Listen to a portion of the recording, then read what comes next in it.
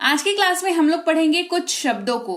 शब्द ये कुछ ऐसे हैं कि दिखने में ये आपको छोटे से प्यारे से क्यूट से लगेंगे, पर इनका काम बहुत बड़ा है क्योंकि ये आपको वाक्यों को बनाने में मदद करते हैं। और वाक्य जब आप बना पाते हैं सक्सेसफुली, तभी जाकर के आप अंग्रेजी बोल पाते हैं। तो सफर जो है आपके अंग्रेजी बोलने का शुरू यहीं से होता है। क्लास को चलिए शुरू करते हैं।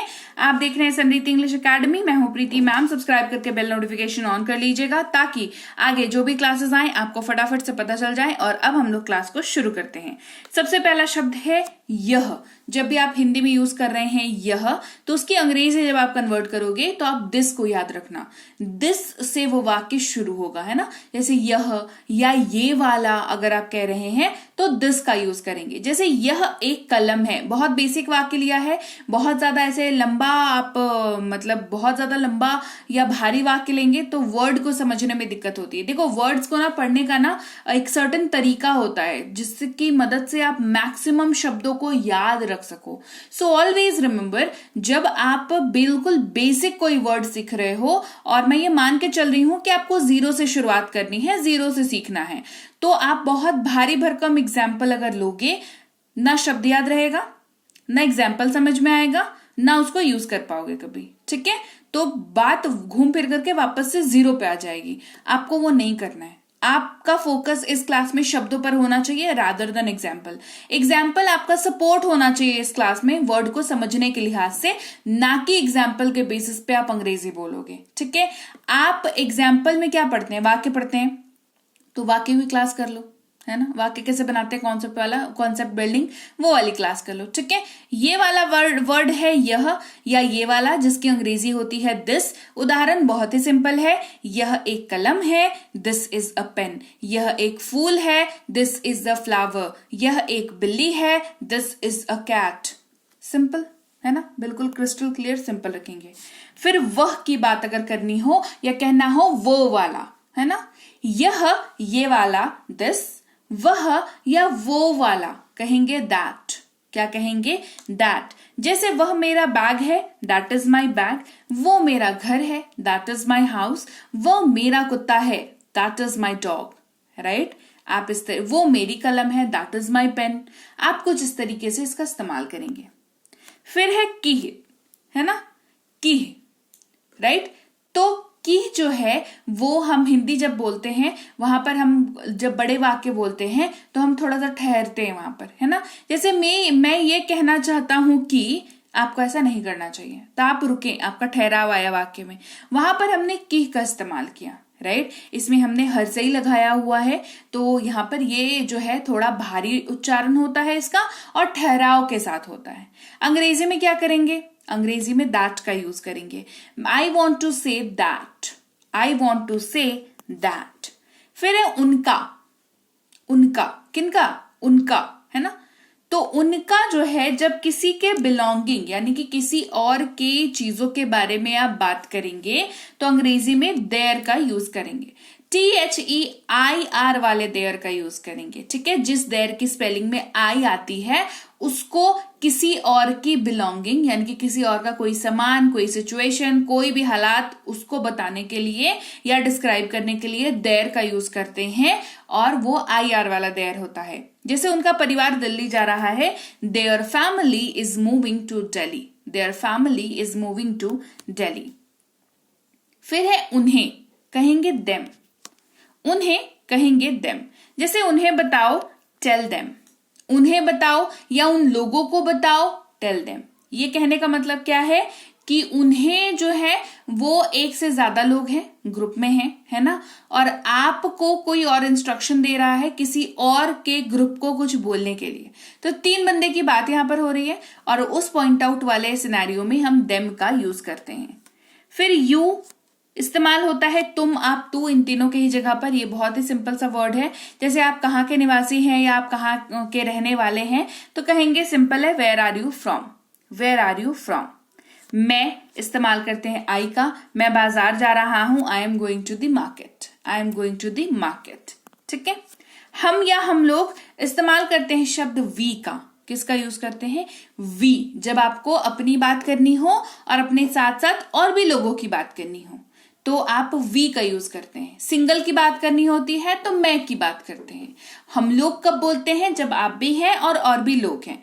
जैसे हम लोग बाजार जा रहे हैं, we are going to the market, we are going to the market. प्रत्येक या सारा या सारी, एवरी, है ना, क्या यूज करेंगे? एवरी, है ना। मेरे पास सब कुछ है, आई हैव एवरीथिंग।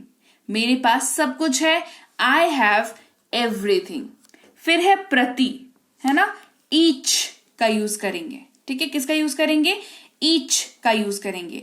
जब आप ढेर सारी चीजों की बात तो कर रहे हैं पर सिंगल सिंगल यूनिट को मान करके बात कर रहे हैं।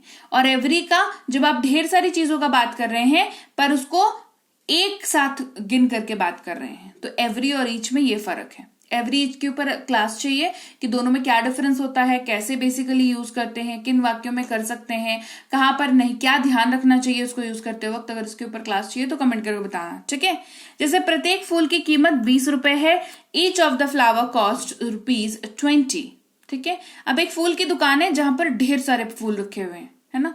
एक फूल देके तो कोई बैठेगा नहीं दुकान वाला, ढेर सारा फूल होगा उसके पास। तो आपने जाके पूछा भैया इस वाले फूल की कीमत क्या है? अच्छा, उसने बता दिया। फिर बोला कि अच्छा वो वाले फूल की कीमत क्या है? फिर आपने पूछा अच्छा ये लाल वाले फूल की कीमत क्या है, ये सफेद वाले की कीमत क्या है? अब मान लो उसके दुकान में एक ही तरह के फ्लावर्स हो या उसने एक ही रेट रख रखा हो। तो अगर उसके दुकान में 5000 फूल हैं तो वो 5000 बार आपको बताएगा कि भाई इसकी कीमत 20 रुपए, इसकी कीमत 20 रुपए, इसकी कीमत। उसने क्या किया? आपको बोला कि हर फूल की कीमत 20 रुपए है, चाहे कोई सा भी उठा लो। कहते हैं ना हर एक माल 20 में बेचने आता है। हमारे कॉलोनी वगैरह में ठठेरे जो आते हैं बोलने कि हर एक माल 20 रुपए में, ऐसे करके। तो वो वहां पर वैसे सिचुएशंस में ईच का यूज होता है कि जो भी है उसका वो सारी एक साथ है पर उसमें से भी यूनिट हमने अलग कर दिया। तो ईच फ्लावर कॉस्ट ₹20। फिर है अनेक, जिसके लिए इस्तेमाल होता है मेनी। मेरे पास अनेक चॉकलेट है, I have many chocolates, I have many chocolates. सब इस्तेमाल करते हैं शब्द ऑल का। आप सभी यहां आइए, all of you come here. कुछ इस्तेमाल करेंगे सम का, मुझे कुछ समय दें, गिव मी सम टाइम। आपने स्पेसिफिकली नहीं बोला 15 मिनट दें कि 15 दिन दें। जब आपको स्पेसिफिक टाइम पता ना हो तो कुछ का इस्तेमाल कर लें, और जब पता हो तो बोल दें कि हाँ give me 3 days, give me 5 days, ऐसे करके। ठीक है, फिर एक कोई इस्तेमाल करेंगे शब्द एनी का। कोई भी काम करो, do any work, do any work. अधिक इस्तेमाल करेंगे मच। मैं उसे ज्यादा पसंद नहीं करता, और I don't like him much. आप समझो मच और मेनी में क्या डिफरेंस है। देखो, मच का इस्तेमाल आप ऐसी चीजों के साथ करोगे जिसको आप गिन नहीं सकते। अब मान लो किसी को पसंद नहीं करते, तो कितना पसंद नहीं करते हैं ये कैसे बताओगे, है ना। इसको माप तो नहीं सकते हो ना कि मैं तो उस इंसान को 10 किलो पसंद नहीं करता, ऐसा नहीं बोलोगे। मैं उस इंसान को 250 ग्राम पसंद नहीं करता, नहीं बोलते हम लोग ऐसे। सिंपली क्या कहा कि ज्यादा पसंद नहीं करते हैं उसको, है ना। तो जहां पर कोई क्वांटिटी डालना पॉसिबल ना हो वहां पर मच का यूज करते हैं। जहां पर क्वांटिटी डालना पॉसिबल हो वहां पर मैनी का यूज करते हैं। जैसे कि मेरे पास कई चॉकलेट्स हैं, आई हैव मेनी चॉकलेट्स। मैंने कहा गिन के बताना, तो आप कह दोगे 1 2 3 4। मैम मेरे पास 8 चॉकलेट हैं, गिन लिया तो मैनी का यूज कर लिया। नहीं गिन सकते तो मच का यूज कर लेंगे। ठीक है, फिर है भी, इस्तेमाल करते हैं ऑल्सो। ये किसी भी पर्सन, किसी भी सिचुएशन, किसी भी सामान को साथ में इंक्लूड यानी कि मिलाने के काम आता है। जैसे तुम भी आ जाओ, यू ऑल्सो कम। जैसे आप पार्टी में जा रहे हो और आपने किसी बच्चे को देखा जो आपकी जान पहचान का है या सडनली आपके घर पे आया हुआ है या ऐसे ही रैंडम, तो आप क्या कहोगे? अरे तुम अकेले क्या कर रहे हो, चलो चलो तुम भी आ जाओ, है ना। तो आप तो ऑलरेडी जा ही रहे थे, आपके साथ और लोग थे भी, लेकिन आपने उसको भी इंक्लूड कर लिया, तो ऑल्सो का यूज किया हमने। वह इस्तेमाल करते हैं ही शब्द का। याद रखें, इसका इस्तेमाल सिर्फ और सिर्फ लड़के, पुरुष, आदमी की, मेल की जब आप बात करेंगे तभी करेंगे। वह अच्छा लड़का है, he is a good boy. वह, अगर किसी महिला की बात करें, फीमेल की बात करें, तो शी का इस्तेमाल करेंगे। वह अच्छी लड़की है, she is a good girl. उसका, उसकी, अगर बोल रहे हैं कि उसका है, ये उसकी कार है, ये उसका मोबाइल है, तो हिज का यूज करेंगे। अगर पुरुष की बात करेंगे तो वह उसकी कार है, दिस इज हिज कार। मुझे मी शब्द का इस्तेमाल करेंगे। मुझे वह कलम दे दो। तो लीजिए भाई, ये थी आज की क्लास। तो क्लास अगर आप यहाँ तक देख रहे हैं, इसका मतलब है कि आप बहुत सीरियस हैं अंग्रेजी बोलने को लेकर के, और यकीन मानिए ये क्लास आपके बहुत काम आएगी अंग्रेजी बोलने को लेकर के। तो क्लास कैसी लगी कमेंट करके मुझे जरूर बता दीजिएगा। क्लास को लाइक और शेयर तो आपने कर ही दिया होगा। आप देख रहे हैं संरीति इंग्लिश अकेडमी, मैं हूं प्रीति मैम। सब्सक्राइब करके बेल नोटिफिकेशन भी फटाफट से ऑन कर दीजिए। इसके अलावा हमारी जो ऐप है संरीति इंग्लिश अकेडमी, सेम नाम से ऐप है, वहां पर आपको बेसिक से प्रो स्पोकन इंग्लिश का कोर्स, इंग्लिश राइटिंग का कोर्स जिसमें आप अंग्रेजी लिखना सीखते हैं, इंग्लिश ग्रामर का कोर्स, इंग्लिश रीडिंग का कोर्स आपको मिल जाएगा ऐप पर। इसके अलावा अंग्रेजी पढ़ने में अगर दिक्कत आती है, स्पेलिंग्स में दिक्कत आती है, तो ये अंग्रेजी पढ़ने का रामबाण ट्रिक, ये जो किताब है ये अमेजॉन पर अवेलेबल है।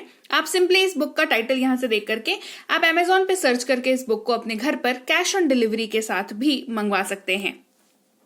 इसके अलावा अगर आपको ई बुक्स की जरूरत है, तो चाहे वो वर्ड मीनिंग की ई बुक हो, टेंसेस की हो, आपके स्पोकन इंग्लिश की हो, ग्रामर की हो, या मिनी स्पोकन इंग्लिश स्ट्रक्चर्स की हो, जो कि क्विक रिवीजन का आपको मौका देती है, क्विक समझने का आपको मौका देती है, ये सारी की सारी ई बुक्स जो है हमारी ऐप पर अवेलेबल है। ऐप में जाकर के आप इनको इजीली वहां पर ले सकते हैं। इसके अलावा हमारी क्लास, हमारी पेड क्लास या किसी भी तरीके की अंग्रेजी को लेकर के समस्या अगर आपको आ रही है, तो इस नंबर पर व्हाट्सएप मैसेज करके आप हमारे साथ संपर्क कर सकते हैं, हमारे ग्रुप में जुड़ सकते हैं। और इस किताब को मंगवाने के लिए भी आप सिंपली इस नंबर पर व्हाट्सएप मैसेज करके भी इस किताब को अपने पास मंगवा सकते हैं। और हमारा ऐप कुछ ऐसा दिखता है गूगल प्ले स्टोर पर, वहां पे आपको यहाँ पर इंस्टॉल कर लेना है ऐप को अपने मोबाइल पर। इसके अलावा व्हाट्सएप का ग्रुप हमारा जरूर ज्वाइन करके रखें, रोज की फ्री क्लासेस आपको मिल जाती हैं। टेलीग्राम का चैनल हमारा जरूर ज्वाइन करके रखें, वहां पर भी आपको क्लासेस मिल जाती हैं, कुछ इंपॉर्टेंट अनाउंसमेंट होता है वो भी आपको पता चल जाता है, और ऐसे आप जो है अंग्रेजी के संपर्क में बने रहते हैं। तो thank you so much for watching आज की क्लास को। मैं आपसे मिलूंगी आपकी अगली क्लास में। Till then thank you so much for watching. Stay tuned to Sanriti English.